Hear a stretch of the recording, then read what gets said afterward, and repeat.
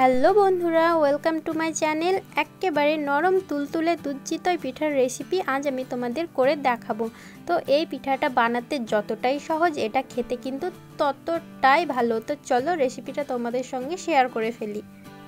তো প্রথমেই আমি একটা বোলের মধ্যে নিয়ে নিচ্ছি চালের গুঁড়ো।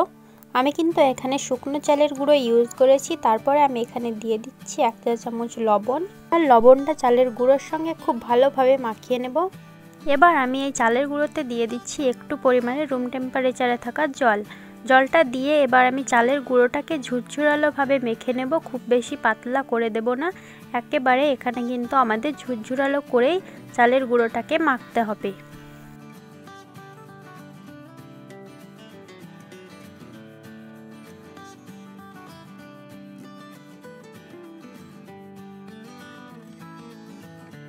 তো এখানে দেখো বন্ধুরা, আমি কিন্তু চালের গুঁড়োটাকে খুব সুন্দর ঝুরঝুরালোভাবে মেখে নিয়েছি। আর এখানে জল গরম করতে রেখে দিয়েছি। তো জলটা আমি খুব সুন্দরভাবে অনেকক্ষণ ধরে ফুটিয়ে নিয়েছি। এবার আমি এই গরম জলটাকে দিয়ে দেব যে চালের গুঁড়োটা আমি ঝুরঝুরালো করে মাখিয়ে রেখেছিলাম সেটাতে।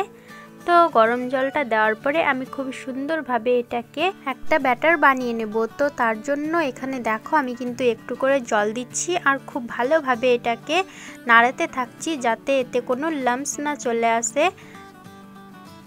তো দেখো আমি কিন্তু এখানে একটা মিডিয়াম ব্যাটার বানিয়ে নিয়েছি। তোমরা ব্যাটারের ঘনত্বটা বুঝতেই পারছো। তো ব্যাটারটা রেডি হয়ে গেলে এবার আমি চুলায় একটা কড়াই বসিয়ে তাতে দিয়ে দিচ্ছি 1 লিটার দুধ। এবার আমি এখানে দুধটা খুব ভালোভাবে জাল করে নেব। তো দেখো আমি দুধটা খুব ভালোভাবে জাল করে নিয়েছি। এবার আমি এতে দিয়ে দিচ্ছি 2টো এলাচ ও 2টো লবঙ্গ। তো এগুলো দেওয়ার পরে আমি দুধটাকে কিছুক্ষণ জাল করে নিচ্ছি।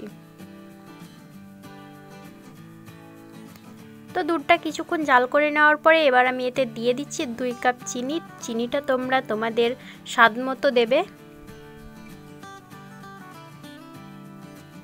তো কিছুক্ষণ জাল করে নেওয়ার পরে আমার কিন্তু দুধটা রেডি হয়ে গেছে। এবার আমি চুলায় একটা মাটির খোলা বসিয়ে তাতে দিয়ে দিচ্ছি 1/2 কাপ চালের গুঁড়োর ব্যাটার। তো এবার আমি এটাকে ঢাকা দিয়ে রেখে দেব।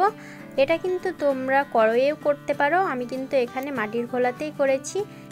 তো কিছুক্ষণ পর দেখো একটা পিঠা কিন্তু আমার রেডি হয়ে গেছে। এটাকে এবার আমি তুলে দুধের মধ্যে দিয়ে দিচ্ছি। আমি কিন্তু পিঠাটা গরম গরমই দুধের মধ্যে দিয়েছি, কারণ পিঠা গরম থাকতেই দুধের মধ্যে দিলে কিন্তু পিঠাটা অনেকটাই নরম হয়।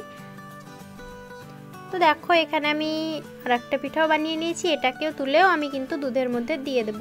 তো তোমরা এই একইভাবে সব পিঠাগুলো বানিয়ে নেবে। তো দেখো এটাকে আমি দুধের মধ্যে দিয়ে দিয়েছি। তারপর এখানে আমি সব পিঠাগুলো কিন্তু বানিয়ে নিয়েছি। সব পিঠাগুলো বানানো হয়ে গেলে এটাকে আমি এবার চুলায় কিছুক্ষণ জাল করে নেব।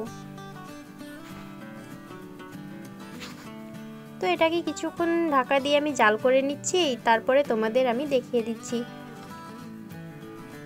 তো দেখো এভাবে আমি কিছুক্ষণ জাল করে নিয়েছি। এতে তোমরাও কিন্তু বাড়িতে পিঠাগুলো আমার মতো ভাবেই বানাবে, তাহলে তোমাদের পিঠাগুলোও কিন্তু একেবারে নরম তুলতুলে হবে।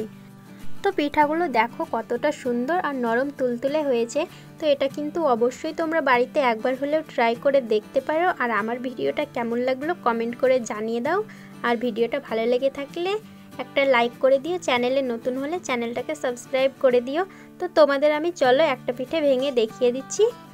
তো দেখো এখানে পিঠের ভেতরে কিন্তু আমার দুধটা খুব সুন্দরভাবে শুষে নিয়েছে।